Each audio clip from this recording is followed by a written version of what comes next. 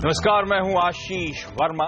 Morning call में आपका स्वागत है। शुरुआत इस वक्त की हेडलाइंस के साथ। रोजगार आंकड़ों से पहले मिले जुले कारोबार के साथ बंद अमेरिकी बाजार, यूरोपीय बाजार गिरकर बंद, एशियाई बाजारों में भी कमजोर शुरुआत। 13 महीनों के सबसे उच्चतम स्तर पर पहुंची कोर सेक्टर की ग्रोथ। फरवरी में कोर सेक्टर ग्रोथ 5.7%, लेकिन वित्तीय घाटे ने बढ़ाई चिंता। 3.9% पर पहुंचा वित्तीय घाटा। जेपी एसोसिएट्स ने अल्ट्राटेक को बेचे 9 प्लांट, 15,900 करोड़ में हुई डील। कर्नाटक प्लांट डील में शामिल नहीं। मिले जुले रह सकते हैं मार्च में ऑटो बिक्री के आंकड़े। मीडियम और हेवी कमर्शियल व्हीकल्स की बिक्री में अच्छी, तो पैसेंजर व्हीकल्स और टू व्हीलर्स की बिक्री में हल्की बढ़त की उम्मीद। निफ्टी में आज से बदलाव। औरबिंदो, भारतीय इंफ्राटेल, आयशर मोटर्स और टाटा मोटर्स डीवीआर निफ्टी में शामिल। वेदांता, केन और पीएनबी बाहर। और टी20 वर्ल्ड कप सेमीफाइनल में वेस्टइंडीज ने भारत को 7 विकेट से हराया। लेंडल सिमंस के बल्ले ने किया कमाल। 3 अप्रैल को अब वेस्टइंडीज इंग्लैंड के बीच फाइनल मुकाबला। चलिए सबसे पहले देख लीजिए किस तरह के इंडिकेशंस आ रहे हैं आज हमारे बाजार के लिए। शुक्रवार यानी कि हफ्ते का आखिरी कारोबारी सत्र, लेकिन नए फाइनेंशियल ईयर और नई सीरीज का पहला दिन। और यहां पे आपकी स्क्रीन पर कल के क्लोजिंग लेवल से हल्का उछाल, 6 पॉइंट। तो कल की क्लोजिंग लेवल्स के आसपास ही शायद आज भारतीय बाजारों की शुरुआत होती हुई नजर आए, लेकिन ग्लोबली भी इक्विटी पे हल्का सा प्रेशर। आपकी स्क्रीन पर तमाम एशियन मार्केट्स दबाव के साथ कामकाज करते हुए, जापान के बाजार तो 2% की नरमी, 2% की कमजोरी के साथ ट्रेड कर रहे हैं। यूरोप में कल प्रेशर था। अमेरिका में हमने देखा एकदम ठंडा कामकाज, क्योंकि आज बेहद इंपॉर्टेंट एम्प्लॉयमेंट रिपोर्ट आने वाली है, तो उससे पहले थोड़ा सा नर्वसनेस के साथ अक्रॉस इक्विटी कामकाज। सीएनबीसी आवाज के मार्केट एडिटर अनिल सिंह भी लेकिन मानते हैं कि भारतीय बाजारों में आज भी खरीदारी करने के मौके ढूंढने चाहिए। बैंक्स में भी उनका मानना है खरीदारी करके चलें, तो निफ्टी और बैंक निफ्टी दोनों में बाय कॉल है अनिल का। क्या रणनीति हो ये अनिल से आगे डिटेल में समझेंगे, लेकिन इस समय ग्लोबल संकेत इंपॉर्टेंट है, क्योंकि कमजोरी के साथ, नरमी के साथ थोड़ा सा कामकाज अक्रॉस ग्लोब देखने को मिल रहा है। मेरे साथ मेरे सहयोगी डिम्पी कालर जुड़ चुके हैं। डिम्पी, प्रेशर एशिया में, यूरोप में, अमेरिका में बहुत ठंडा कामकाज, सब एम्प्लॉयमेंट रिपोर्ट का वेट कर रहे हैं। बिल्कुल वेट कर रहे हैं, क्योंकि हमने लगातार आपसे भी पहले भी बता रहे थे 2 दिन पहले से कि ये बड़ी इंपॉर्टेंट है, क्योंकि फेड के बयान के बाद जो दूसरी ऐसी चीज है जो बड़ी अहम है, वो एम्प्लॉयमेंट का डाटा ही है, वो किस तरह का यूएस से आता है। साथ ही चाइना के आंकड़ों की भी वेट थी, लेकिन चाइना के आंकड़े थोड़ी देर पहले ही बाजार में उतरे हैं और ये कह सकते हैं कि ये उम्मीद से थोड़ा बेहतर रहे हैं, क्योंकि जो फोरकास्टिंग थी वो 49 पॉइंट की थी, यानी अभी भी 50 के नीचे आना था चाइना का जो पीएमआई है, लेकिन पीएमआई 50 के ऊपर आया। एक तो फोरकास्टिंग से ऊपर और दूसरी बार 50 के आंकड़े के भी ऊपर आ गया।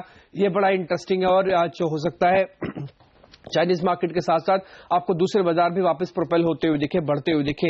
इसके अलावा अगर आप देखें 2-3 दिन पहले ही प्रोडक्शन प्रॉफिट्स के आंकड़े भी चाइना की तरफ से आए थे, जो कि 7 साल के बाद पहली बार 4.8% का उन्होंने प्रॉफिट दिखाया था, यानी कि चाइना रिकवरी पाथ पर है, ये उम्मीद कर सकते हैं। और लगातार जो लिक्विडिटी इंजेक्ट हुई है बैंकिंग सिस्टम में, वो शायद कहीं ना कहीं मैन्युफैक्चरिंग और डिमांड सप्लाई सभी चीजों को मैनेज करती हुई दिख रही है।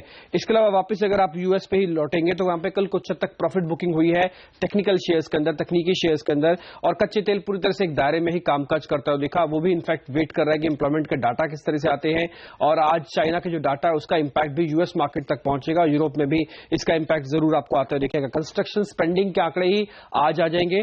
थोड़ी देर में कोरिया भी अपने ट्रेड के डाटा जारी कर देगा, ये भी बड़ा इंपॉर्टेंट होगा हालांकि देखने के लिए।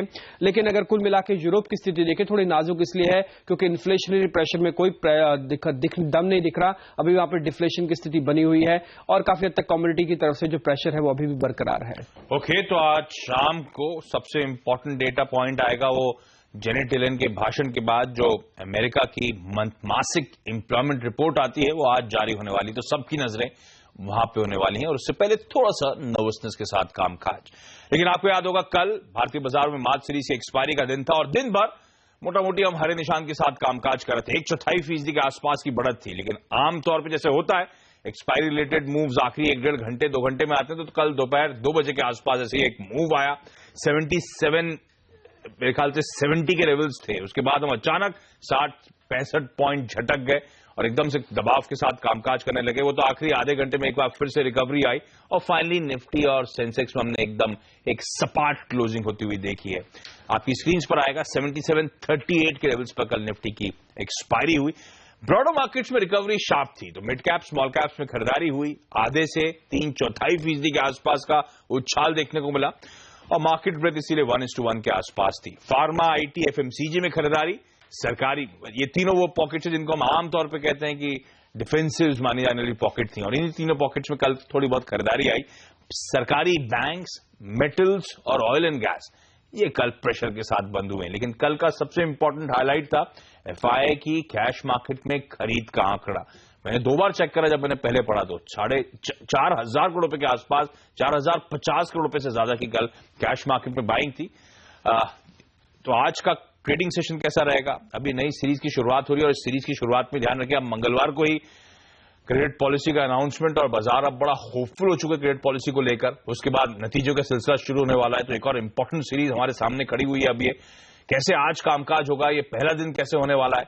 सीएनबीसी आवाज के मार्केट एडिटर अनिल सिंह भी जुड़ चुके हैं। अनिल जी हाय, गुड मॉर्निंग। आपकी कोट प्लेट पढ़ रहा था, खरीदारी करने की रणनीति की आप बात कर रहे हैं, कैसे करूं आज, क्योंकि एक ठंडी शुरुआत होगी तो खरीद डालूं, कोई टेंशन वाली बात नहीं। और ये मूव्स क्या एटलीस्ट एक्सपेक्ट करूं क्रेडिट पॉलिसी तक, शायद हरे निशान में ही कामकाज हो? बिल्कुल, मुझे लगता है अब से लेकर पॉलिसी तक बाय ऑन डिप्स का मार्केट है, और अगर थोड़ी कमजोर शुरुआत हो तो शुरुआत हो 7,700 के आसपास मिल जाए तो बहुत ही बढ़िया बात है, और 7,675 का एक छोटा स्टॉप लॉस ही लगाना है, खरीदारी करनी है। लेकिन हाँ, अगर मजबूत शुरुआत और 7,800 के आसपास पहले पहुंचे तो थोड़ी बहुत प्रॉफिट बुकिंग की जा सकती है, फिर से डिप का इंतजार किया जा सकता है। कल के डेटा वैसे काफी मजबूत है, लेकिन काफी कुछ योगदान उसमें जो है वो एक्सपायरी का है। लेकिन ओवरऑल इसमें कोई डाउट नहीं कि एफआई की तरफ से कमिटमेंट काफी बेहतर है, ऐसे में हर निचले स्तरों से आपको खरीदारी लौटती हुई दिखेगी।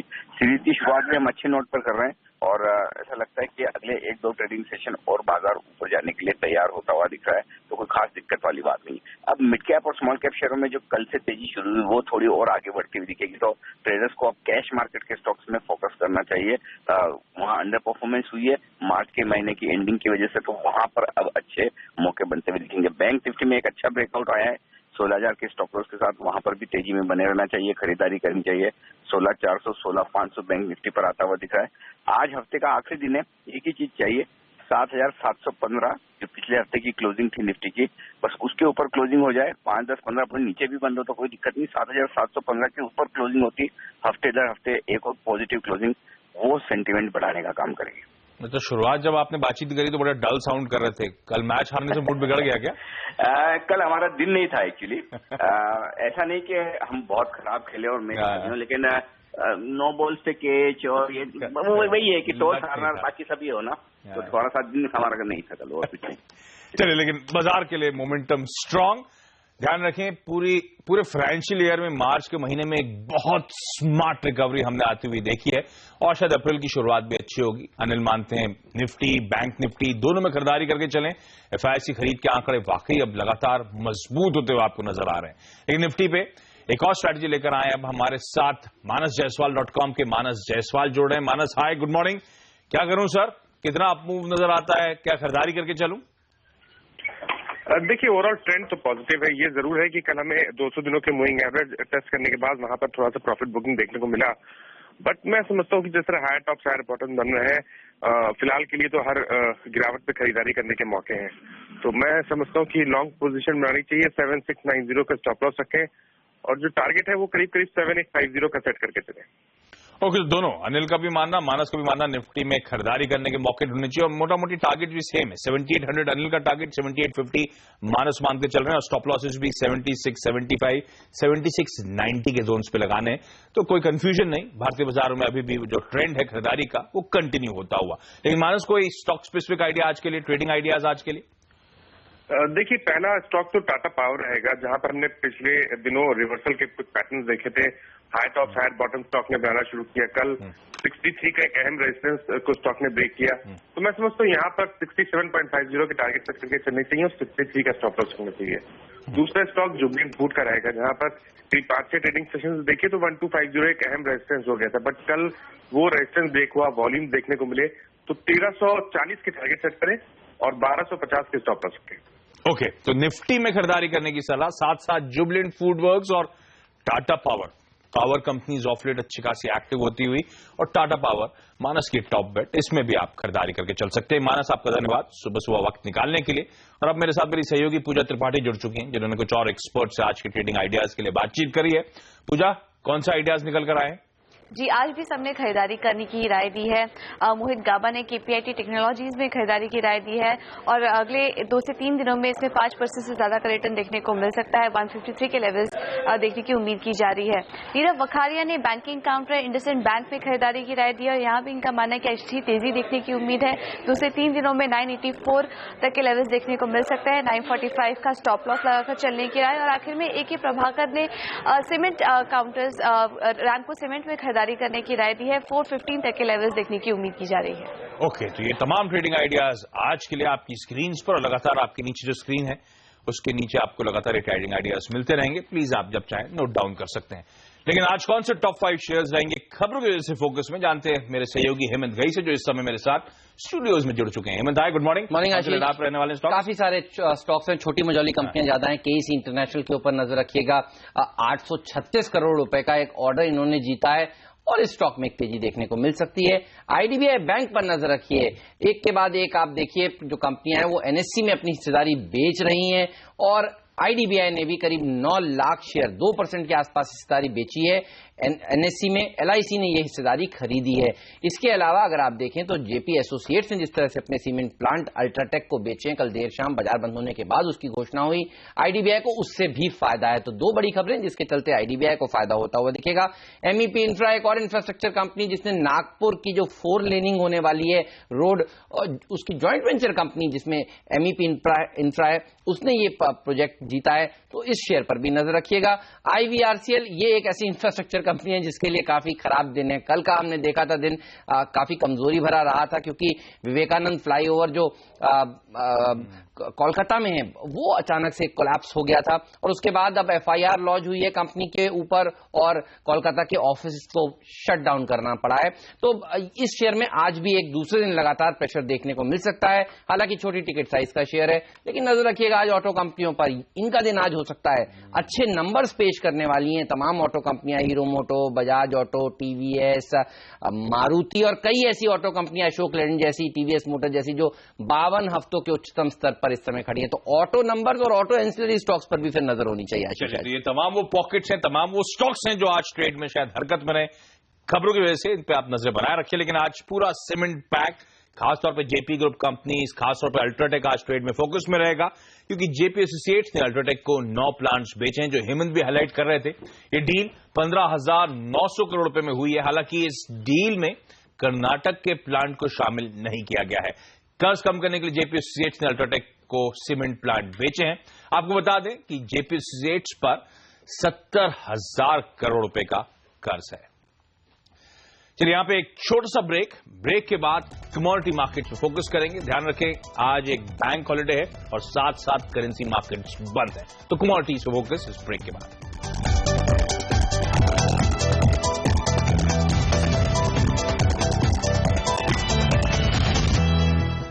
ब्रेक के बाद आपका स्वागत है और अब फोकस कमोडिटी मार्केट्स पर। ध्यान रखें क्रूड में तेजी देखने को मिली है। नामिक्स पर भाव $38 और ब्रेंट पर $40 के ऊपर पहुंच गया है। वहीं सोने में भी हल्की तेजी आई है। कॉमेक्स पर भाव $1233 के ऊपर ट्रेड कर रहा है। उधर कल रुपया डॉलर के मुकाबले 12 पैसे मजबूत होकर बंद हुआ है। कमोडिटी मार्केट्स में आज का रणनीति हो, जैसे मैं हाईलाइट कर चुका, करेंसी मार्केट ध्यान रखें आज बंद है। एंजल कमोडिटीज के अनुज गुप्ता मेरे साथ जुड़ रहे हैं। बीता क्वार्टर जो था तमाम कमोडिटीज के लिए काफी हद तक बेहतर था। इंपॉर्टेंट कमोडिटीज खासतौर पे कच्चे तेल, और कच्चे तेल में तो मार्च के महीने में वापस एक अच्छा रिबाउंड आता हुआ। पूरे क्वार्टर में ब्रेंट मेरे ख्याल से 6% ऊपर जाकर बंद हुआ है और सोने के लिए तो ये बीता क्वार्टर बेहतरीन रहा है। ऑलमोस्ट 16, 16.5% के आसपास का उछाल सोने में Q1 में आया है, यानी कि मार्च क्वार्टर में आया है। 1985, 1986 के बाद क्वार्टरली परफॉर्मेंस के लिहाज से one of the best quarterly performance इस बीते क्वार्टर में आया है। लेकिन अभी इस समय रणनीति क्या बनाऊं? कच्चे तेल के लिहाज से तो बेहद इंपॉर्टेंट है अप्रैल का महीना, क्योंकि ओपेक नॉन ओपेक देशों की बातचीत होने वाली एक बैठक है। अनुज, पहले तो बताएं कच्चा तेल सर इन लेवल्स के आसपास काफी समय से कंसोलिडेट होता हुआ नजर आ रहा है। किस तरह के मूव की तैयारी हो रही है, आप रणनीति क्या बना रहे हैं sir? Good morning Ashish ji. अगर हम टेक्निकल पॉइंट ऑफ व्यू से देखें तो $38 काफी स्ट्रांग सपोर्ट होल्ड किया है। हमने देखा भी है कि $38 से मार्केट में बाउंस बैक आता हुआ दिखाई दिया है। मुझे लगता है कि वही स्ट्रेटेजी रहेगी यहाँ पर। अगर हम देखें तो बाय ऑन डिप्स की स्ट्रेटेजी यहाँ पर अपना सकते हैं। हमने देखा कल के ट्रेडिंग सेशन में भी मार्केट में बाउंस हुआ था, तो आज भी हमें लगता है कि मार्केट एक पॉजिटिव साइड में ट्रेड कर सकता है। तो बाय ऑन डिप्स की स्ट्रेटेजी कर सकते हैं। करीबन 2520 के अराउंड क्रूड में बाय इनिशिएट कर सकते हैं। ऊपर 2620, 2650 तक लेवल देखने को मिल सकते हैं। फंडामेंटल साइड देखें तो ओपेक की मीटिंग जो है इस महीने का बहुत इंपॉर्टेंट इवेंट रहेगा, जहां पर एंटिसिपेट ये है कि कहीं ना कहीं प्रोडक्शन कट को लेकर बात हो सकती है। ओके, प्रोडक्शन फ्रीज से अब शायद प्रोडक्शन कट की भी बात हो सकती है। तो कच्चे तेल में किसी भी नरमी में, किसी भी कमजोरी में खरीदारी करने की सलाह, 28,700 के टारगेट्स। लेकिन सर सोना, और आज तो एम्प्लॉयमेंट रिपोर्ट आने वाली है यूएस में, उससे पहले किस तरह की चाल रह सकती है? आज के लिए इंट्राडे ट्रेड क्या होगा? गोल्ड की अगर देखें तो करीबन $1220 मार्केट ने काफी अच्छा स्ट्रॉन्ग सपोर्ट लिया है। अगर हम देखें तो कहीं ना कहीं यहाँ पर भी मार्केट बाय ऑन डिप्स की स्ट्रेटेजी बनती हुई नजर आई है। हालांकि आज इंपॉर्टेंट फिगर आनी है, तो हो सकता है कि इवनिंग सेशन में मार्केट उसके अकॉर्डिंग ट्रेड करे, बट मुझे लगता है कि मार्केट थोड़ा रेंज बाउंड रहेगा और बाय ऑन डिप्स की स्ट्रेटेजी गोल्ड में भी अपना सकता है। ओके, तो गोल्ड में भी बाय ऑन डिप्स की रणनीति, और माफी कीजिएगा टारगेट में खेलते 28,700 तो सोने का हो गया जो अनुज सुझा रहे हैं। कच्चे तेल में उनका मानना है खरीदारी करके चलें। यहाँ पे भी बाय ऑन डिप्स की रणनीति 2620 के टारगेट्स के लिए अप्रोच करें। अनुज, आपका धन्यवाद सुबह सुबह हमारे लिए वक्त निकालने के लिए। तो कमोडिटीज में जो अपमूव है बड़ा था, कंटिन्यू होती हुई, लेकिन किसी भी नरमी में खरीदारी करने के मौके ढूंढने, टारगेट्स आपकी स्क्रीन पर आते रहेंगे। लेकिन ध्यान रखें, आज तमाम ऑटो कंपनी जो हेमंत हाईलाइट करते, ये पूरा सेक्टर फोकस पर रहने वाला है, क्योंकि 1 अप्रैल है। बीते महीने के मार्च के आंकड़े आने वाले हैं, तो आज आने वाले ऑटो सेल्स नंबर पर पूरी तरह से बाजार की नजर रहने वाली है। ऑटो सेल्स में मिले जुले आंकड़े आने की उम्मीद है। वहीं एमएचसीवी सेगमेंट में अच्छी ग्रोथ आने की संभावना है। टाटा मोटर्स का एमएचसीवी सेगमेंट में सबसे ज्यादा मार्केट शेयर एक बार फिर देखने को मिल सकता है। साल के आखिर में अच्छी खरीदारी होने की वजह से एमएचसीवी सेगमेंट में 30% ग्रोथ की उम्मीद जताई जा रही है। टू व्हीलर्स और पैसेंजर व्हीकल्स में भी ग्रोथ बरकरार रहने की उम्मीद है। उत्तर प्रदेश और बिहार जैसे राज्यों में टू व्हीलर्स की मांग बढ़ने के कारण टू व्हीलर्स में ग्रोथ 9% तक बढ़ने की उम्मीद है। लेकिन चलिए, आज कौन सी इवेंट्स पे हमारी नजर रहनी चाहिए? सबसे पहले तो नए कारोबारी साल 2017 FY17 की आज से शुरुआत होगी। बैंक्स और करेंसी मार्केट्स आज बंद रहेंगे। भारत वायर रोप्स की आज लिस्टिंग होनी है। 70 करोड़ का इश्यू साइज था, 40 से 45 रुपए का प्राइस बैंड था, और उसके ऊपरी लेवल्स 45 रुपए का इश्यू प्राइस तय करा गया था इस आईपीओ के लिए। व्हाइट हाउस में डिनर पर मोदी और ओबामा साहब की मुलाकात होनी है। न्यूक्लियर सिक्योरिटी पर बातचीत होगी।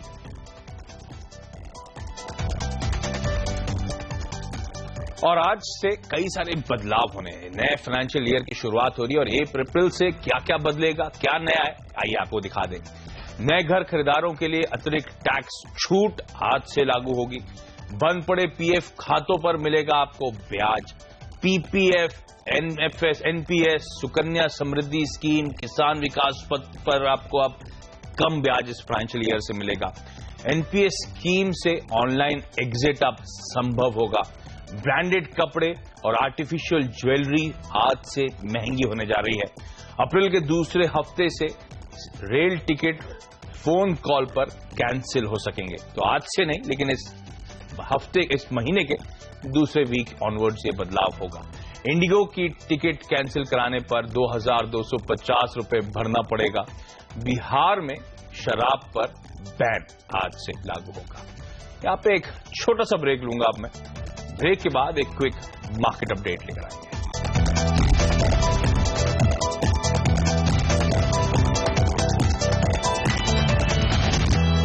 ब्रेक के बाद आपका स्वागत है।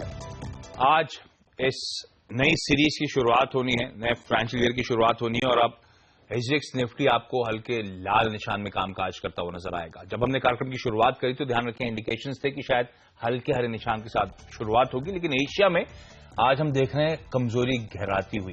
निक्केई अब 2.25% के दबाव के साथ कामकाज कर रहा है।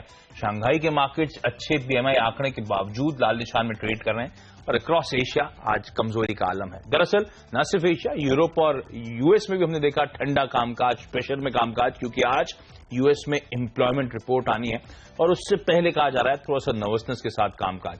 एक डायरेक्शनल कॉल बाजार शायद उस एम्प्लॉयमेंट रिपोर्ट के आने के बाद लेना चाहेगा। लेकिन आज हमने जो दोनों एक्सपर्ट से बात करी, चाहे वो अनिल हो चाहे वो मानस हो, दोनों का मानना है कि भारतीय बाजारों में जो ट्रेंड है वो कंटिन्यू होगा, यानी कि मजबूती जो ऑफ लेट देखने को मिली है वो इस सीरीज की शुरुआत में तो एटलीस्ट कंटिन्यू होगी। अनिल भी मानते हैं, मानस भी मानते हैं निफ्टी को बाय करें 7800, उसके बाद 7850 के टारगेट्स के लिए अप्रोच करने की सलाह। तो ये तो निफ्टी की रणनीति। अनिल का मानना है बैंक्स में भी मजबूती कायम रहेगी, बैंक निफ्टी में भी खरीदारी करके चलें, वो लेवल्स आपकी स्क्रीन पर आएंगे। और ध्यान रखें एफआई की इंडियन मार्केट्स में बाइंग बहुत स्ट्रांग हो चुकी है और कल के कारोबारी सत्र में भी हमने देखा 4000 करोड़ रुपए के आसपास एफआईज ने कैश मार्केट में खरीद करी थी। तो वो आंकड़ा बड़ा पॉजिटिव है सेंटिमेंट सुधारने के लिए। इसके अलावा आज कौन से स्टॉक्स हरकत में रहेंगे? एक तो प्राइमरी मार्केट से सेकेंडरी मार्केट में कंपनी डेब्यू करने वाली है भारत वायर रोप्स, जिसकी आज लिस्टिंग होनी है। इस पर नजर रखें। इशू प्राइस 45 रुपए प्रति शेयर का है। ऑटो कंपनीज आज ट्रेड में फोकस में रहेंगी क्योंकि आज नए महीने का पहला दिन है, तो बीते महीने के बिक्री के आंकड़े आने वाले हैं। शायद एमएचसीवी सेगमेंट की बेटर परफॉर्मेंस, पैसेंजर व्हीकल्स और टू व्हीलर्स की थोड़ी सबड्यूड, थोड़ी ठंडी परफॉर्मेंस एक्सपेक्टेड है। IVRCL एक कंपनी फोकस में आज, वो जो कोलकाता में ब्रिज कोलैप्स हो गया है, उसके बाद एफआईआर लॉन्च कर दी गई कंपनी के अगेंस्ट में। MEP इंफ्रा लैंड ऑर्डर, एक प्रोजेक्ट के लिए नागपुर में ऑर्डर बैक करा है, फोकस में आएगा ये स्टॉक। केसी इंटरनेशनल को 836 करोड़ रुपए के ऑर्डर्स मिले हैं।